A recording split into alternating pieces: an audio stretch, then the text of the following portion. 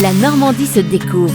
Dominique Kreuskopf. Bonjour, jusqu'au 21 septembre, 9 artistes parsèment leurs œuvres dans différents quartiers de la ville du Havre, et ce, dans le cadre de la 9e édition d'Un été au Havre. Deux d'ailleurs rejoindront la collection permanente qui compte déjà une vingtaine d'œuvres. Voici les temps forts de ce festival. Tout d'abord, dans les jardins suspendus qui surplombent la ville, Louis-Cyprien Rials a installé les portes de Mossoul, transportées par bateau depuis l'Irak. Sculptées dans l'albâtre en collaboration avec des artisans locaux, les trois portes ouvragées de 4 mètres de haut rappellent l'harmonie ancienne des communautés juives, musulmanes et chrétiennes et la destruction de la ville bombardée en 2017, comme l'a été le Havre en 1944. Autre œuvre monumentale, Niki, qui nous invite à descendre dans la ville basse sur le parvis de l'université. La fontaine en béton de Didier Marcel, inspirée d'un galet de la plage, se veut un clin d'œil au nana de Niki de Saint-Phal, à la victoire de Samothrace ou encore à la Vénus de Willendorf, une forme organique en contrepoint aux lignes orthogonales de l'architecte de la ville Auguste Perret. Soulignons que Niki rejoint la collection permanente d'Un été au Havre. Toujours dans le centre ancien, à découvrir dans la cour centrale d'une ancienne caserne de pompiers devenue la résidence Blason, le public est invité à déambuler entre des grandes voiles de bateaux en tissu, hautes de 10 mètres, celles, les voiles de l'artiste grec Néphélie Papadimouli, les teintes évoquant les ciels normands. Ici et là, en centre-ville, on croise des créations rigolotes comme les cabines si emblématiques du Havre qui ont quitté les galeries de la plage. Les photographes Elsa Parra et Johanna Benaimous en décor 8,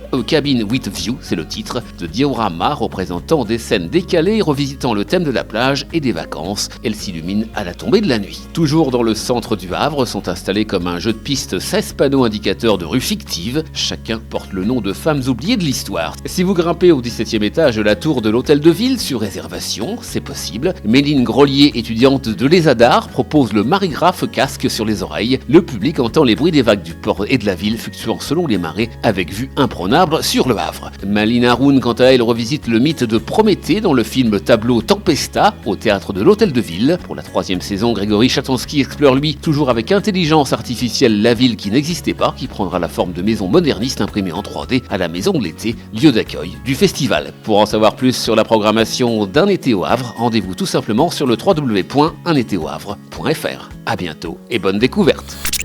La Normandie se découvre à réécouter en podcast sur horizonnormandie.fr.